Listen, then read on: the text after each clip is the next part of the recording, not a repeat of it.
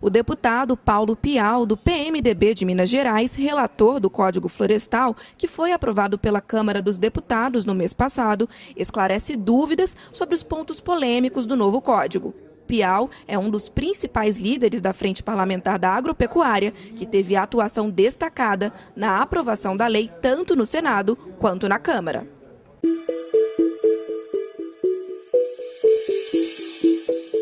O PRA é o Programa de Regularização Ambiental, que vai ser definido pelo governo federal, traçando as normas gerais, buscando de volta aquelas áreas que já estão com a presença do homem sendo usadas para produzir toda sorte de produtos agrícolas e, portanto, terá também, posteriormente, a participação do governo dos estados, traçando as normas específicas e, portanto, tudo aquilo que foi importante para o meio ambiente no Programa de Regularização Ambiental, essas áreas serão trazidas de volta para o meio ambiente para a devida proteção.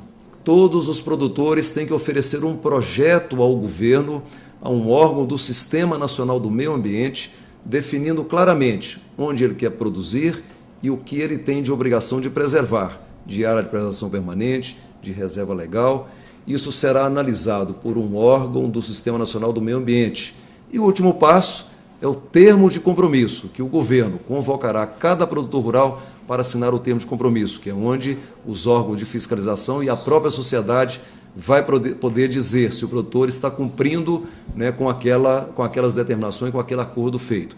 E, portanto, o Programa de Regularização Ambiental buscará de volta para o meio ambiente tudo aquilo que for importante para o meio ambiente e que esteja sendo utilizado hoje pelo homem para produzir alimento e para produzir energia.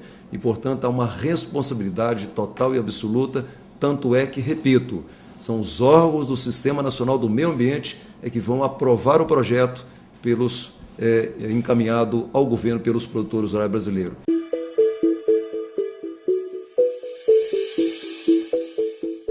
Uma vez traçada a norma geral pelo governo federal, os estados traçando as normas específicas e os municípios também, através dos planos diretores, da lei de uso e ocupação do solo, eles vão fazer as normas específicas de cada área, de cada atividade. E, portanto, tudo isso dentro do Sistema Nacional do Meio Ambiente.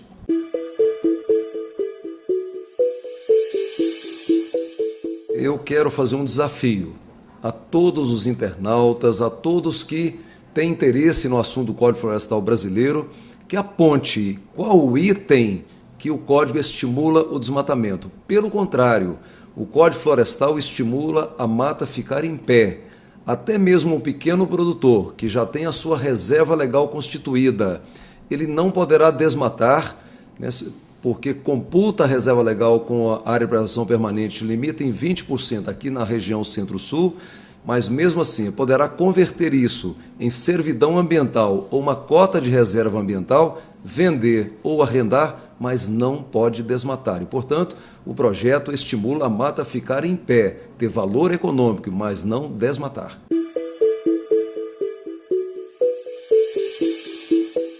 Os nossos antepassados, que desde o ano 1500 ocupam as margens dos rios, tanto para fazer agricultura quanto para construir as nossas cidades. E, portanto, isso não pode absolutamente ser considerado uma anistia a desmatadores, porque naquela época nem lei existia e, portanto, a regularização para a proteção ambiental de tudo aquilo que é importante será feita, mas nós não podemos considerar que aquelas pessoas que deram a vida para que nós estivéssemos aqui hoje não podem ser considerados criminosos, desmatadores ou que estão sendo anistiados.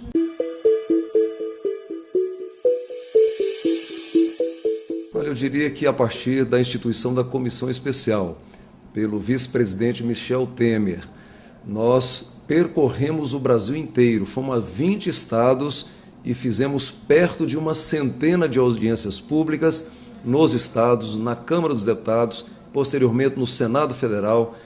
Se os ambientalistas não quiseram ir para o debate verdadeiro, técnico, eles perderam uma grande oportunidade. E, portanto, a academia, a universidade, os institutos de pesquisa, todos foram convidados para participar e muitos deram a sua contribuição.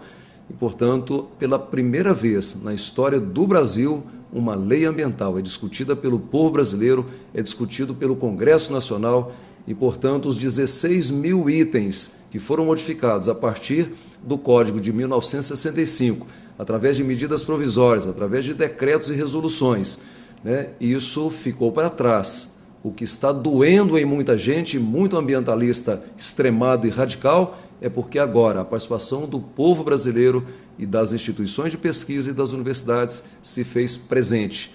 Então, o Código tem a cara do povo brasileiro.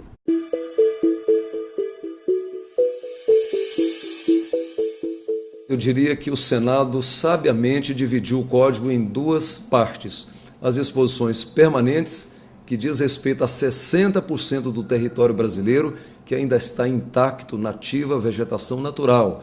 Aí o Código é extremamente ambientalista, reserva legal de 20% a 80% dentro da propriedade privada, margens de rio variando de 30 metros nas margens a 500 metros, coisa que em nenhum país do mundo existe e, portanto, o Código é ambientalista. Agora, para as disposições transitórias, que é onde no território brasileiro já existe a presença do homem produzindo algum produto, nesse caso, o Código levou em consideração o meio ambiente, sim, mas também as 2 milhões de famílias que se encontram no campo com possibilidade de serem expulsas e mais a produção de alimentos, né, tão necessária ao povo brasileiro. E, portanto, o Código tem uma responsabilidade absoluta com o meio ambiente em primeiro lugar, porque quem comanda toda essa regularização, onde já existe a presença do homem, são órgãos do Sistema Nacional do Meio Ambiente, não são órgãos do Sistema de Assistência Técnica e Extensão Rural, são órgãos ambientalistas e, portanto, a segurança de que a proteção ambiental estará presente em 1 metro quadrado desse país sequer, onde há necessidade da proteção, não será desconsiderado, não tem nenhuma ação de irresponsabilidade nesse processo. Então, os 2 pilares que fizeram parte desse processo. Primeiro, que não seja expulso um produtor e um trabalhador rural do campo brasileiro. E segundo, que não fique 1 metro quadrado desse território sem a devida proteção.